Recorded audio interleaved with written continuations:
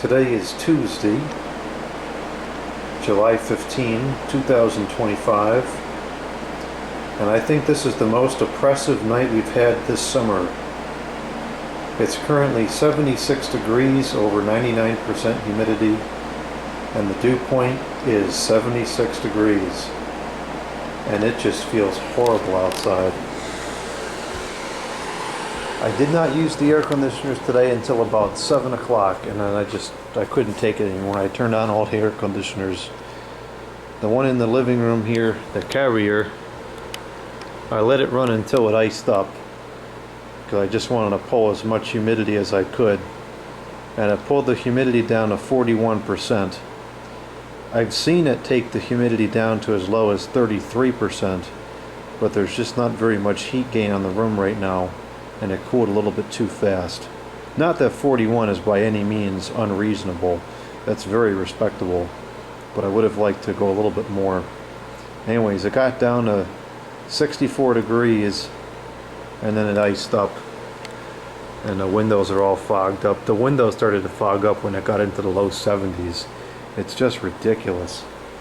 So I'm going to defrost the unit now. I'll put the camera outside so we can see how much water comes out of it.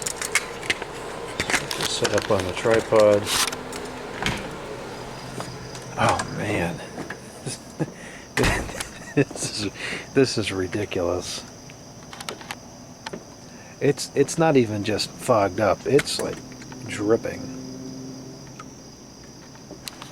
I'll come back with a flashlight in a minute here.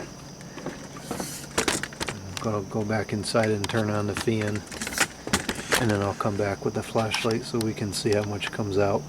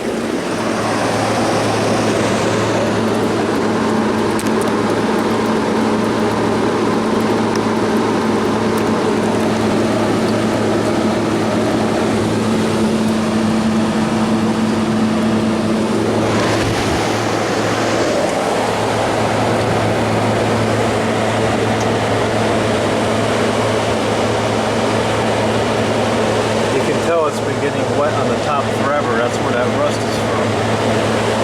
That's what the rust is from, rather. In this unit's original installation, it never saw rain or sun. It was very close up to an overhang like this. It's actually very similar setup, except it was all the way up at the top.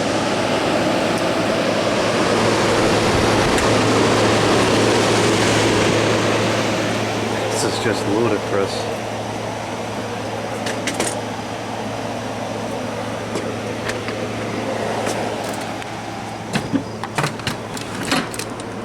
I'm going to shut this off now and move to our nighttime configuration. That can just defrost manually overnight.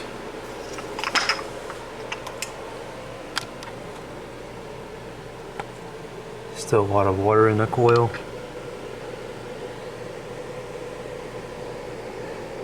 I wish I got a picture before it iced up. The coil was just saturated. You could just see the water running down. I probably put like 5% humidity back in the room. Yeah, 2 or 3%, something bad. I normally use this in the hallway after I take a shower to dry out the bathroom. Put that back. And at night, I normally put this here like this.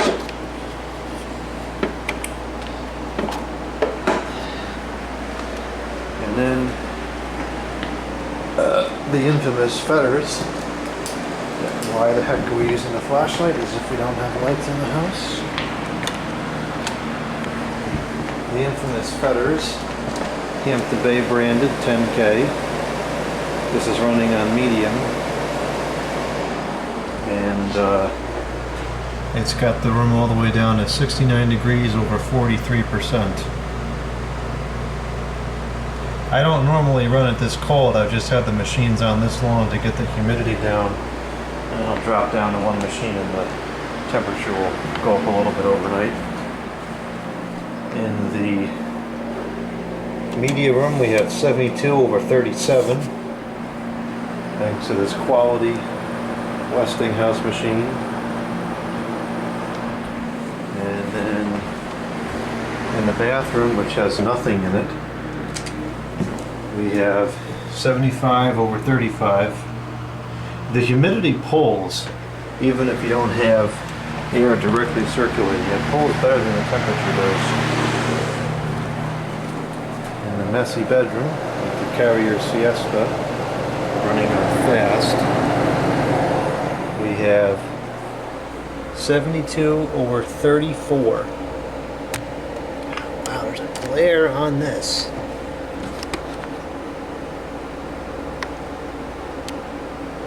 %. Telling you, Carrier made a great machine. I've never seen units dehumidify as good as this one and the one in the living room. This unit and the one in the living room dehumidify like crazy. Pushing the air out of the bedroom, we have the infamous Lasco weather shield, which is still filthy.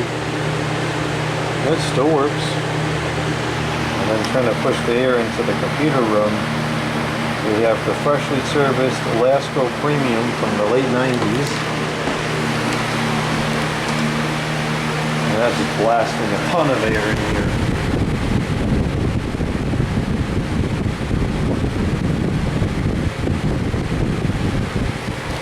Running very nicely.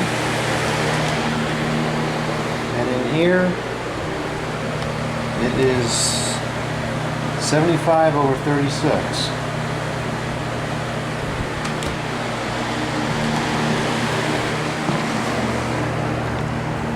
And then I have this tower fan running, which I typically leave on overnight because the kitchen unit is the only one that I run overnight. And this keeps the air moving nicely down the hallway, keeps the whole house pretty even. And then I forgot we have the infamous 8000 CFM Lasco 3733, pushing the air out of here from that. So powerful. Alright, let's take a look outside at the drain holes.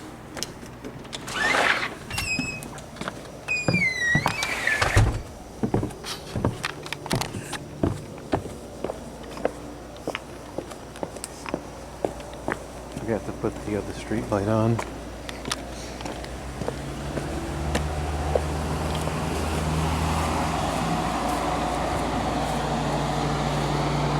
That's almost full again.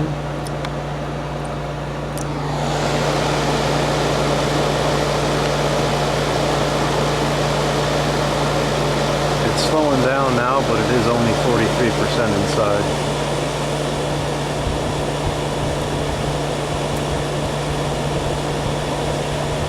Excellent machine. Powered by Rotorex.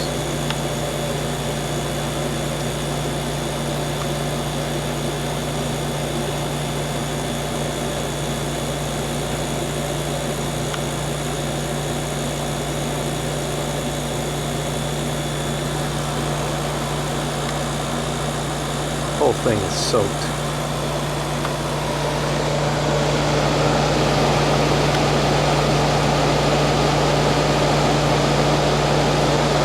This is just ridiculous. It's actually dripping down the house. There's so much moisture kind of sitting on the outside.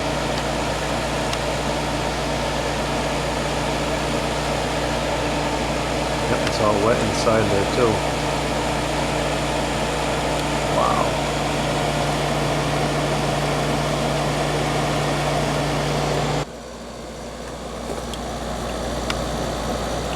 Here's the garage 14K Whirlpool. It's full, or the bucket's full rather. This is such a great machine. Sorry, this video is so shaky. I'm only filming with one hand. Usually I hold the camera with two hands.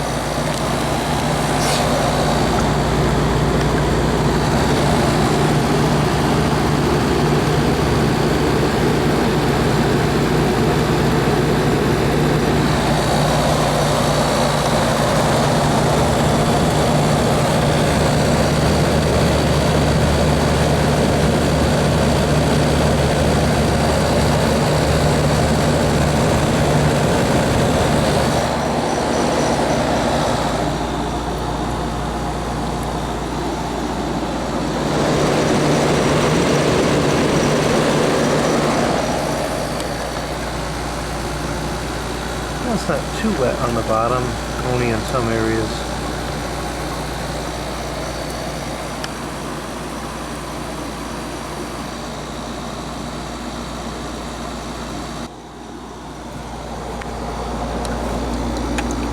Hey, this worked really good. I'm holding the camera on the flashlight. I don't know why I never thought of doing that before.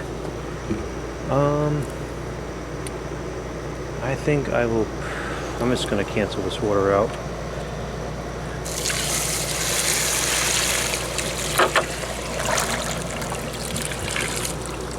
Sometimes I put it in the flower beds, but it's been so damp I don't want to pour water at night. See, even like this now, this is not good. Oh. See that? Stupid, dumb beetle from Japan is eating ruining my leaves here. This can get moldy overnight because it's not going to dry out now. This is not good to have the plants wet like this at night. Stupid earwig eating of the plants too.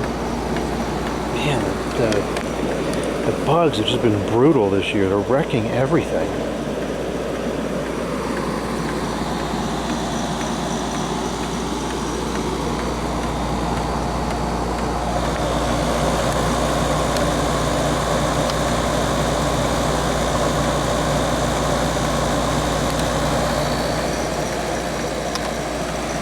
I can't tell if that squeaky sound is bugs or the machine.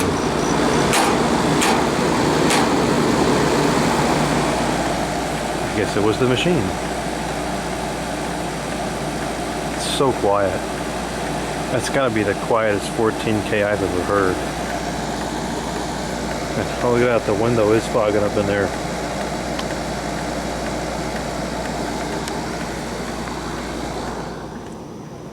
Yeah, all the windows are fogging up in the garage.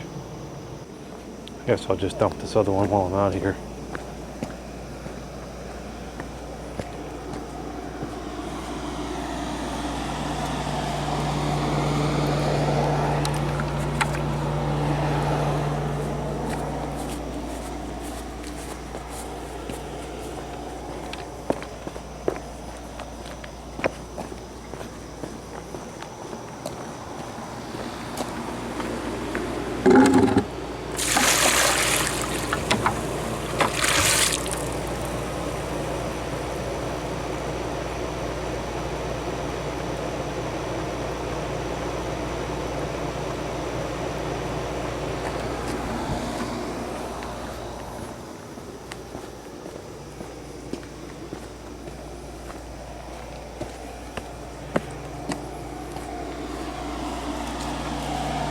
Yeah, see, even this is not good.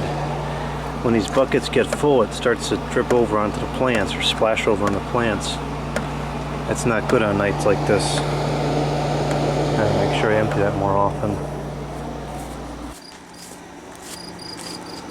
Huh. Well, that's not ideal.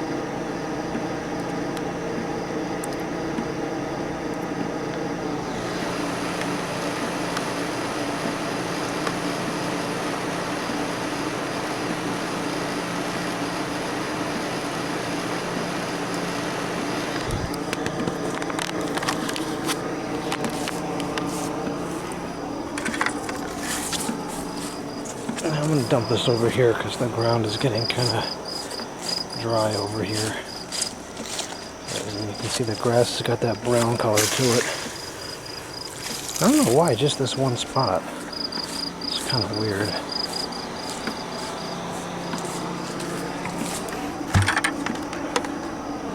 See, if this isn't here, the floor gets wet downstairs. Same thing within the front, the wall will get wet. So it's very important that this is in place and not spilling over or tipped over or whatever the heck the other one was doing. In the garage it is 72 over 45.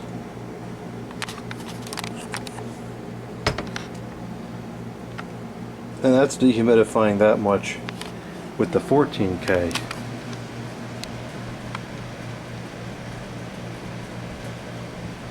Which is much quieter than the 6K, but we're going to switch over to the 6K now because I don't want it to get any colder in here.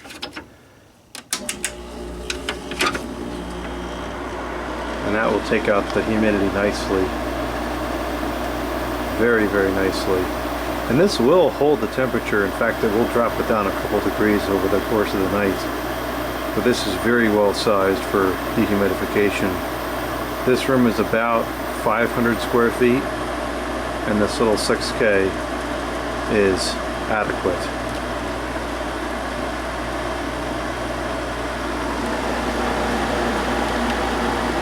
It's a shame these are so loud. Otherwise, an excellent piece of equipment. This one is from 1993. Still works perfectly.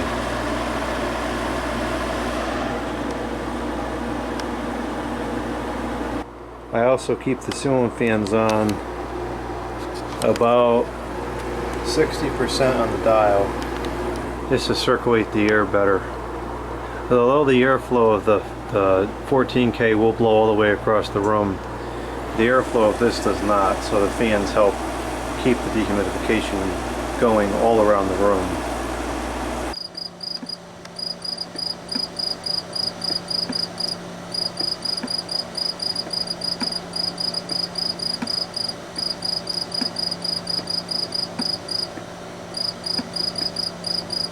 Sounds like a busted up clock. A quasar clock. I like these DEL lights I put on the deck railing here. They're just bright enough to see if I don't have any of the other lights on. This is ridiculous. Even the kitchen is starting to fog up a little bit. And it will be totally fogged up by the morning. It was today. Unfortunately, this has become a repeat of summer 2023. It was unseasonably cold, cold enough to run the heat, until the middle of June, and we had a couple nice days, and then it snapped into this extremely high humidity cycle. This year wasn't quite as bad as 2023. In 2023, I used the heat until June 26. This year, I think I used the heat, the last day was maybe June 18 or June 19. So it wasn't quite as bad, but it's still much later than what's typical.